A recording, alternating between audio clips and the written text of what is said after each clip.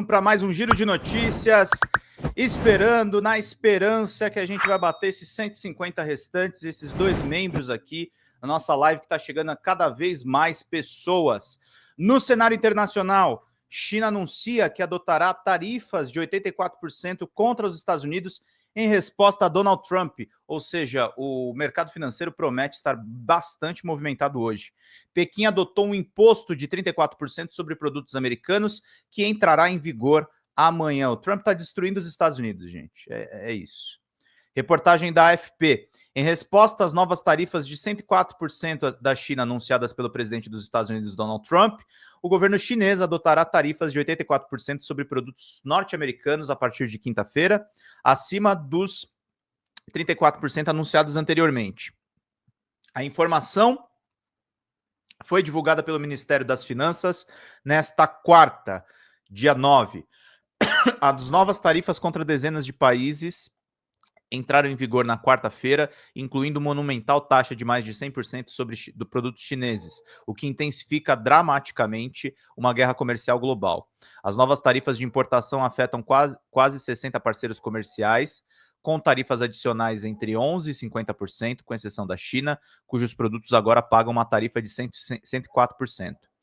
Horas antes da entrada em vigor das novas tarifas aduaneiras americanas sobre as importações, Trump aumentou ainda mais a pressão sobre Pequim. Desde que voltou ao poder em janeiro, ele impôs uma sobretaxa de 20% sobre produtos chineses, que na quarta-feira deveria subir de 54% para 34% anunciados na semana passada, mas chegará a 104%, devido a uma cobrança adicional de 50% em resposta à decisão chinesa de impor tarifas aos produtos americanos, apesar das advertências da Casa Branca, meus caros e minhas caras. Vamos continuar, vou compartilhando para a gente poder fazer bem aqui o nosso trabalho, meus queridos. Vamos seguindo aqui. Pequim adotou um imposto de 34% sobre produtos americanos que entrará em vigor na quinta. Então é guerra comercial, tá, gente, que tá rolando aí. Bolsa da China fechou em alta de 2,21%. Um porta-voz do Ministério do Comércio chinês estimou que a ameaça dos Estados Unidos de aumentar as tarifas contra a China é um erro após outro e expõe cada vez mais a natureza chantagista de Washington, segundo o primeiro-ministro chinês Li Qiang. Seu país tem ferramentas suficientes para compensar a turbulência econômica, indicou a agência Xinhua. Apesar da maioria dos índices acionários do continente ter registrado baixa, as bolsas da China e de Hong Kong conseguiram sustentar um patamar positivo durante todo o pregão e fecharam em alta. A bolsa chinesa fechou em 2,21% e a de Hong Kong a 0,68%. O índice japonês Nikkei caiu 3,78% e o da Coreia do Sul 1,74%. Nas bolsas da Europa, por volta das 6h20, na Alemanha caía 2,08%, na França caía 2,18%, no Reino Unido caía 2,19%, na Itália caía 1,96% e na Espanha caía 1,83% e na Suíça caía 4,03%. Desde quarta-feira, dia 2, em que o presidente dos Estados Unidos anunciou tarifas para boa parte das importações da maioria dos países do mundo, os investidores perderam bilhões de dólares. Como considera que seus parceiros comerciais saqueiam os Estados Unidos, Trump impôs desde sábado uma tarifa adicional universal de 10% sobre produtos importados, com algumas exceções, como ouro e energia. Essa tarifa subirá a partir de quarta-feira, dia 9, para dezenas de aliados comerciais importantes, em particular a União Europeia, 20%, e o Vietnã, 46%, além da China. A administração americana afirma, no entanto, seguir aberta à negociação, o que explica o alívio dos mercados. Trump falou em acordo sob medida, estamos indo muito bem, e eu o chamo de acordo sob medida, não à la carte, são sob medida, muito sob medida, disse ele. Nesta terça, Trump afirmou que manteve uma conversa muito boa com o premier e presidente interino da Coreia do Sul, Han Duck-soo, segundo uma mensagem publicada na plataforma Truth Social. As instruções do presidente para todos nós foram muito claras, devemos dar prioridade aos nossos aliados e parceiros comerciais, comentou o principal assessor econômico da Casa Branca, o Kevin Hassett, da Fox News. O presidente decidirá quando e se devemos falar com a China, mas até agora recebemos a instrução de dar prioridade aos nossos aliados e parceiros comerciais como Japão, Coreia e outros. Musk chama assessor de Trump de imbecil. O governo americano parece otimista. O secretário de Finanças, Scott Bessent, afirmou à Fox News que talvez cerca de 70 países já entraram em contato com a administração americana para falar sobre as tarifas. Deixa eu ver uma coisa aqui rapidinho. Só para não deixar passar aqui, gente. Vamos lá, meus queridos. Tudo isso vai na direção correta, disse aos senadores americanos o representante comercial Jamielson Greer. Devemos nos distanciar de uma economia baseada unicamente no setor financeiro e no gasto governamental para nos centrarmos em uma baseada na produção de bens e serviços reais, avaliou ele. Greer afirmou que o país perdeu 5 milhões de empregos na indústria e 90 mil fábricas nos últimos 30 anos, desde que promulgou o Acordo de Livre Comércio Trilateral México e Canadá. A União Europeia prepara sua resposta, que será apresentada no início da próxima semana, segundo o porta-voz da Comissão Europeia. Os analistas consideram que a guerra comercial pode mirar a economia mundial, com riscos de inflação, desemprego e diminuição de crescimento. As medidas causaram alvoroço até mesmo no gabinete dos Estados Unidos. O homem mais rico do mundo, Elon Musk, assessor de Trump e o rosto dos cortes dos gastos federais, chamou nesta terça de um completo imbecil Peter Navarro, um dos principais conselheiros comerciais da Casa Branca. O bilionário chefe da Tesla, do SpaceX e do X reprova por ter dito que ele não é um fabricante de automóveis e sim um montador que trabalha com peças importadas da Ásia. Tá tendo briga entre a galera que tá taxando e o Elon Musk dentro do governo do Trump. E nós, como bons democratas, nós estamos torcendo pela briga desses fascistas todos, meus caros e minhas caras. Vamos lá, meus queridos e minhas queridas. Cadê o superchat, gente? Tanta gente assistindo a live e tão poucas contribuições. Nós estamos no começo do mês ainda, gente.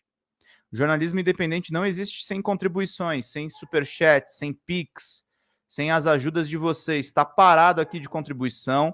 Estamos há mais de uma hora aqui falando com vocês. Chegamos a um pico de quase 400 pessoas assistindo a nossa live. Cadê vocês, gente? Cadê vocês contribuindo aqui com o jornalismo independente para a gente informar vocês a respeito de tudo que está acontecendo? Vamos lá? A Marinha deve ter a primeira expulsão de militar por participação, meus caros, por participação nos ataques do 8 de janeiro de 2023. Suboficial da reserva Marco Antônio Braga Caldas, de 51 anos, é alvo do Conselho de Disciplina com término previsto para maio. Vamos lá, meus caros. Reportagem do César Feitosa na Folha de São Paulo. A Marinha do Brasil entrou em fase final de um processo que pode resultar na primeira expulsão de um militar das Forças Armadas por envolvimento nos ataques às sedes dos três poderes em 8 de janeiro de 23. O suboficial da reserva Marco Antônio Braga Caldas, de 51 anos, é alvo do Conselho de Disciplina com término previsto para maio. O processo foi aberto após o Supremo Tribunal Federal condená-lo a 14 anos de prisão sob acusação de praticar crimes contra a democracia.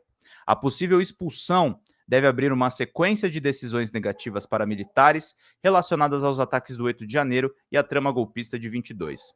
A Marinha e o Exército são as duas forças que tiveram ex-comandantes denunciados pela PGR, a Procuradoria-Geral da República. O almirante Almir Garnier Santos, o ex-chefe da Força Naval, tornou-se réu no fim de março sob a acusação de dar apoio militar aos planos golpistas apresentados pelo ex-presidente Jair Bolsonaro. Um processo contra ele da Marinha só deve ser aberto se o ex-comandante for condenado pelo Supremo Tribunal Federal. Conselho de Disciplina. O Conselho de Disciplina é instaurado para julgar militares suspeitos de terem cometido infrações disciplinares ou que tenham sido condenados a penas de mais de 2 anos pela Justiça Comum. No caso de Caldas, o colegiado deve decidir se ele é incapaz de permanecer vinculado à Marinha após a sua condenação no Supremo. O processo pode durar até 50 dias. Em situações como a do suboficial, em que analisa uma condenação em tribunal civil, a decisão final pode ser levada ao comandante da Marinha após a recomendação dos membros do Conselho. 2 almirantes ouvidos pela Folha de São Paulo disseram que o processo deve resultar na exclusão do suboficial dos quadros da Marinha. Caso o cenário se concretize, a aposentadoria de Caldas passará à sua família.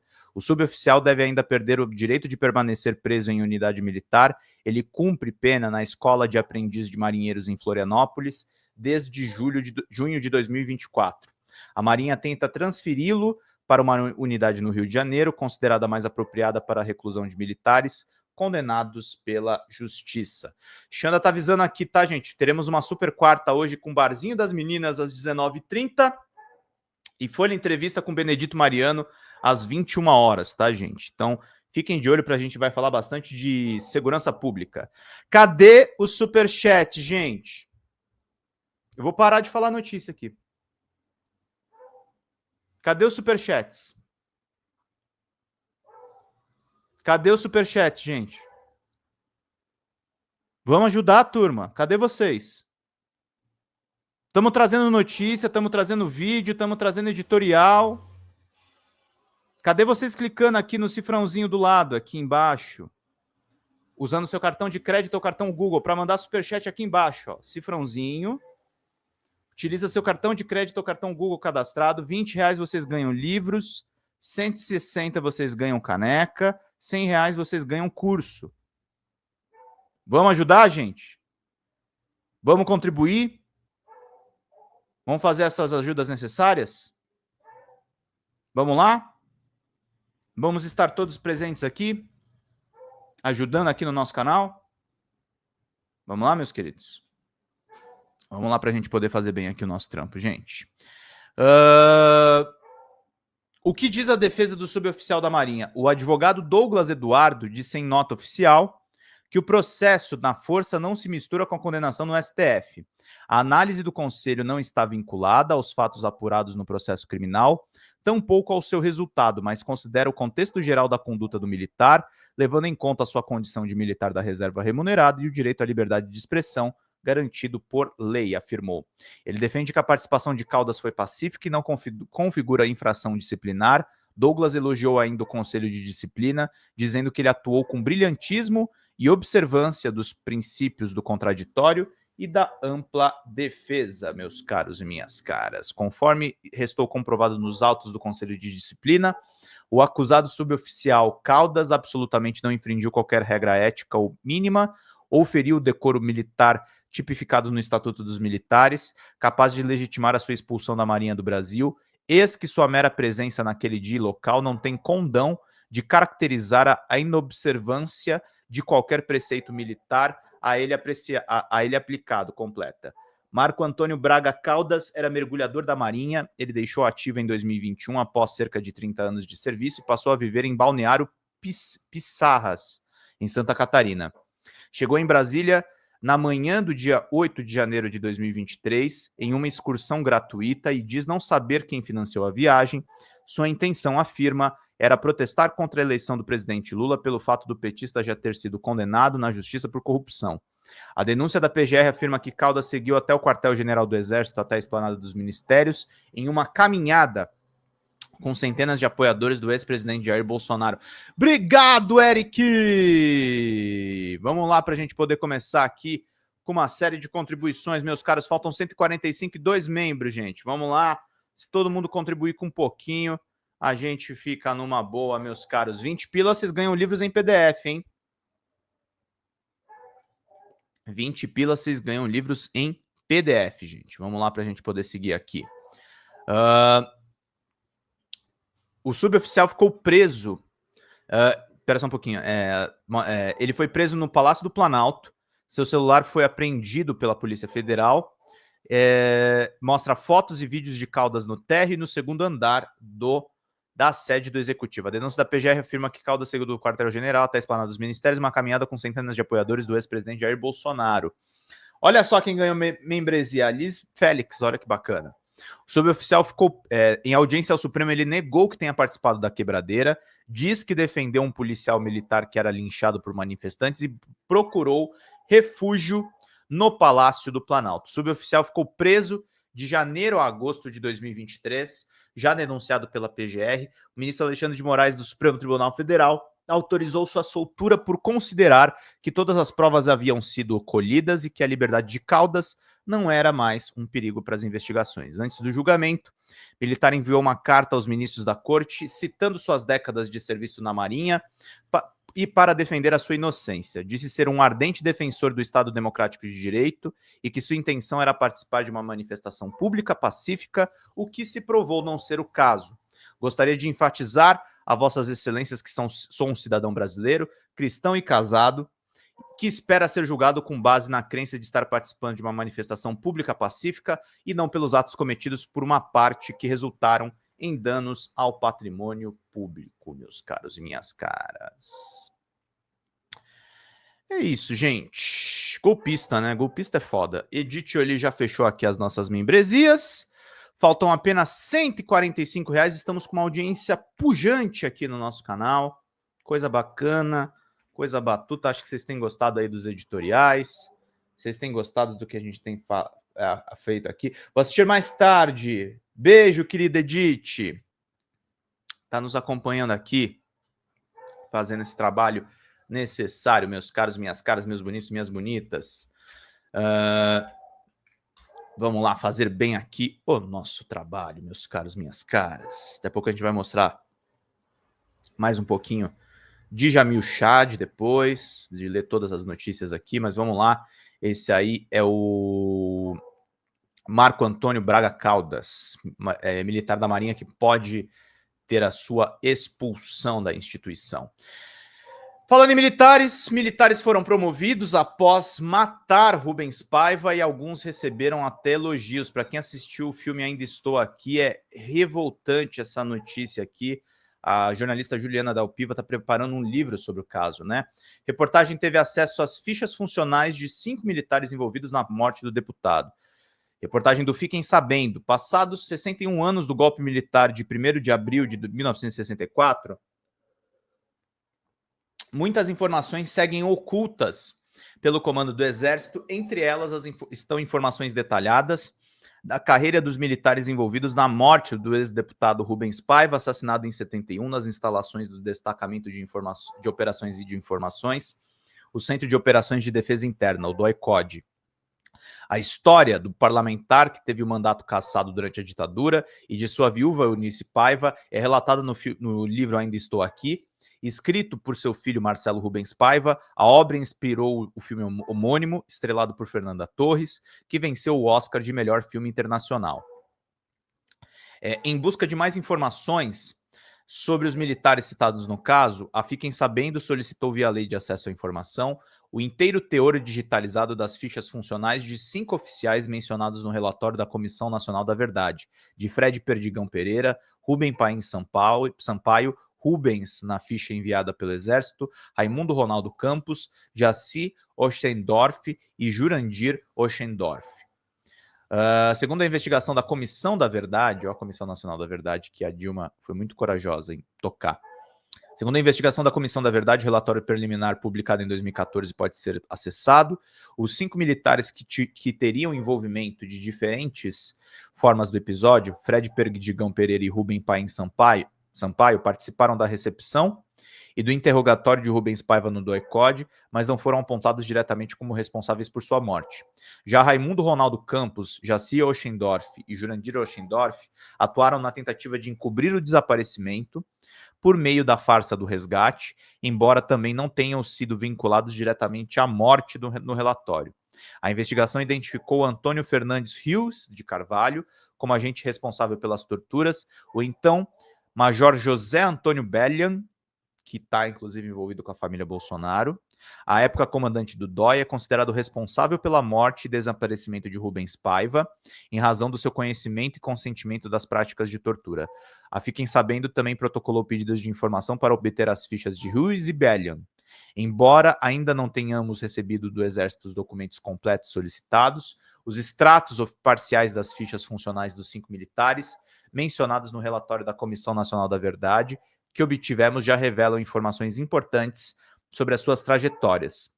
Os documentos recebidos estão disponíveis nessa pasta. Entre os dados disponibilizados estão o último posto ocupado, o tempo total de serviço e quando foram para a reserva, a forma de aposentadoria no âmbito militar. Também constam os cursos militares realizados, as promoções recebidas e os cargos ou funções exercidos ao longo da carreira, com registros anteriores e posteriores à morte do ex-deputado Rubens Paiva. Além disso, os documentos trazem referências elogiosas registradas oficialmente, ainda que resumidos, esses dados permitem mapear o parte do percurso institucional dos envolvidos no episódio e reforçam a importância do acesso às fichas completas com transparência e integridade.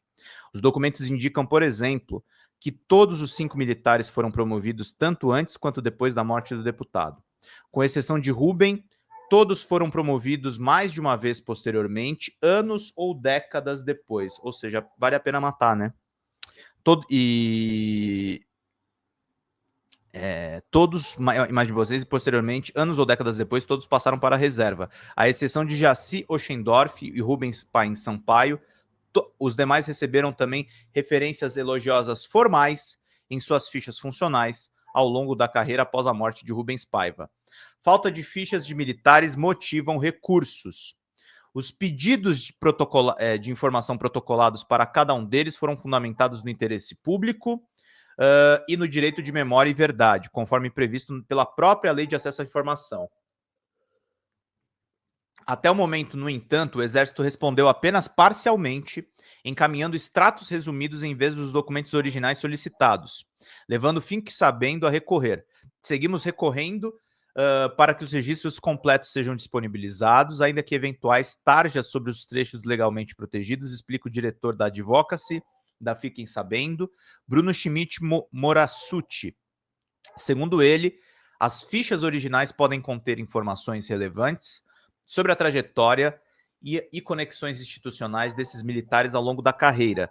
Na avaliação de Morassuti, o envio apenas de recursos impede verificar o que foi suprimido, contrariando decisões reiteradas da Controladoria Geral da União e do Tribunal de Contas da União. Segundo ele, no caso da violação de direitos humanos, artigo 21, parágrafo único da lei proíbe expressamente qualquer espécie de restrição de acesso.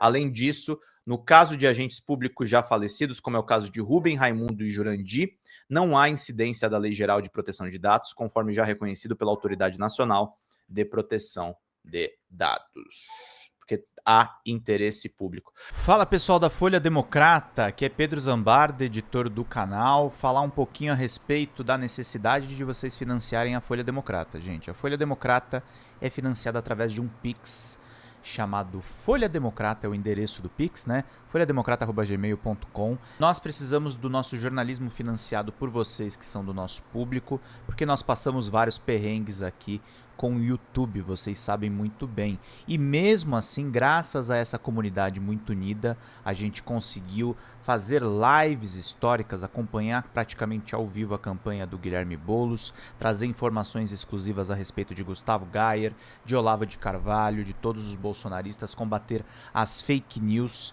e tudo o que a gente acompanha. Por R$80 no nosso Pix, você ganha um curso de roteiro para série, o que é muito importante se você é artista, roteirista, se você lida com essas práticas da economia criativa. Outra forma de você colaborar também é se tornando membro aqui do nosso canal. Isso é muito importante para você fazer as suas atividades por aqui, porque você tem acesso a vídeos exclusivos e nós temos um curso de jornalismo básico para você poder acompanhar a partir de R$5, que é ministrado por mim. A gente tem aí quase uma dezena de aulas e muito conteúdo para você poder acompanhar. Meus caros, minhas caras, financiem o jornalismo independente, financiem o jornalismo que se posiciona à esquerda, financiem o jornalismo na internet, que traz informações confiáveis, checadas, que cruza informações e que trata você, que é o nosso público, de uma maneira muito séria. Vida longa e próspera, gente. Cuidem dos seus. Até mais. Tchau, tchau.